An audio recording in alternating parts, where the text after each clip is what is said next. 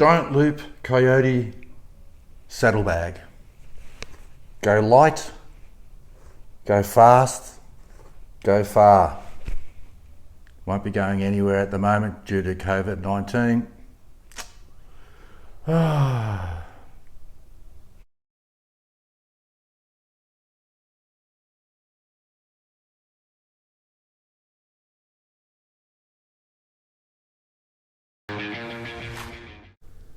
G'day YouTubers, I'm Mohr and welcome to my channel.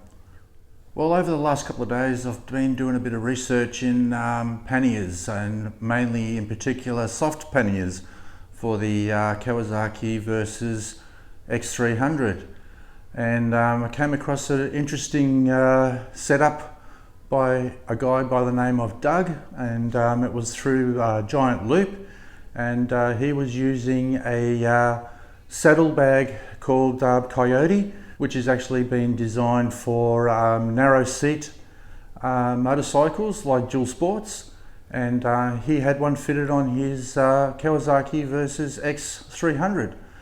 And the beauty is that I've actually got one of these Giant Loop Coyote bags, and today I'm going to see how it goes and try and install it on the bike behind me. So here's the bag. It's a Giant Loop Coyote saddlebag, and I've got that now on my Kawasaki KLX 250S, and as I said before, it's designed for a narrow seat, so it fits on this bike perfect. And I used this on a trip over in Tasmania, and the bag was absolutely sensational. It didn't budge or anything like that. And the best thing about these Giant Loop bags is that you don't actually need to have a pannier frame to keep it away from the rear wheel. It actually just straps to the side. Now, to mount this bag to a bike, you need to have two anchoring points where the straps can actually attach to around there, and they're the straps there, so that would be connected towards there. And on the rear of the bike, you've got two anchoring brackets here, which would mount underneath the rear fender on the KLX 250. So on the Versys, it's going to be set up a little bit different. So now looking at the Kawasaki Versys X300 rear seat, you can see it's actually a lot wider than the KLX. What we're going to try and do is we're going to try and get the bag to mount around the back part of here, and we're going to try and strap it onto the passenger foot peg around this area here. So that's where our mounting points are for the side of the bags. As far as the fender brackets are concerned, we're going to have to, there's no areas where we can actually attach it to around this area here. So what we're going to be doing is that we're going to be using the rear rack to mount those. Now I've got some marks here, and what I'm going to do here is I'm going to drill some holes here and make a bit of a groove here so the actual buckles can actually strap into it. Okay, I've just put the Giant Loop saddlebag over it. As you can see, it's going to be a pretty tight fit, but it will work. We're basically going to have to strap that down to here. And then again, as I said, the back anchoring points, we're going to have to use those brackets. I don't know if you can see it from there, but we're going to use those brackets and put them into the back here. So the first job is I'll have to take the plate off the back and yeah, drill those holes and then file them back and make these little grooves for the brackets. Okay, to remove the rear plate, it's just a matter of undoing these four Allen key bolts and just remove the plates. And you can see, you might be able to see a bit better now with the line that I've marked how big the actual grooves or the slot these holes are going to have to be to take the rear mounting points off the Giant Loop bag. Great little tool. This one here is for my mountain bike. It's just a whole set of Allen keys and screwdrivers. So yeah, it's just a matter of undoing these.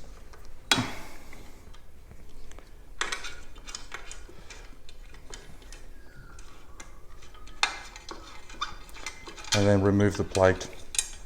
Be mindful that you have a washer there as well, just so reinstall it the way you took it off. And once you've got the screws all out, simply just lift it off. Nice and simple. Okay. And you don't have to worry about the nuts falling out because I think they've actually been welded on to the bottom of it. But yeah, okay, so now we are going to drill a series of holes along those lines there and then file them back, and hopefully the bracket will fit in there perfect and the bag will be able to be installed onto this bike. Okay, they're the grooves that I've made to take the Giant Loop brackets, and they'll just clip into like so and then pull it towards the forward part, and then those ones will be pulled towards the back, so it will hold it definitely into place. So now it's just a matter of reattaching the plate. I'm going to be using some Loctite on that as well. Okay.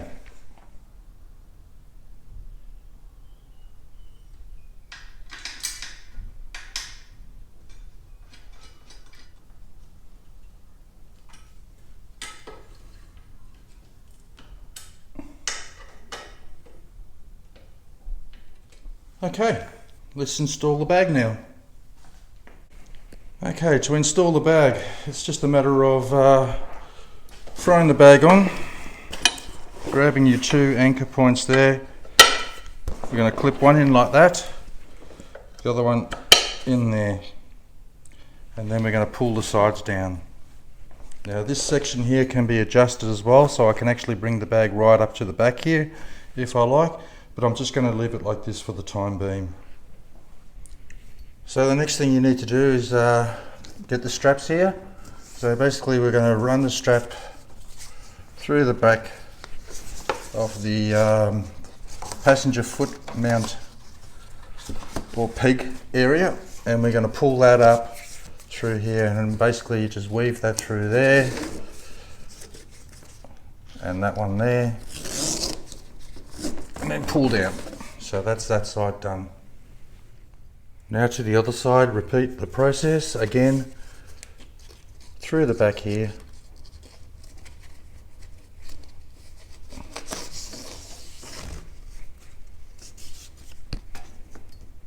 You could actually even go around that section there, but this is just an example of what, like if I was to set this up for my trip, I'll have to really consider whereabouts, but I've got two mounting points there, which is absolutely great.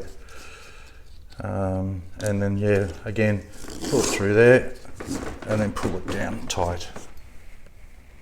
Okay, the bag is now mounted on. You can see it's quite sturdy, it fits quite well, curves right around there, it's no big issue.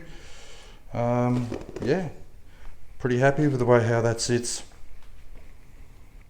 And from the back, brackets are really well, they're not going to be pulling out or anything. And I've still got room to put my roto packs on there. Yeah, very happy. Works well. So yeah, that's the Giant Loop Coyote bag. They do actually have a larger size than this one. This one I think is roughly around about 38 litres. Correct me if I'm wrong. If I'm wrong, I'll put it down on the bottom anyway. Yeah, the other one is called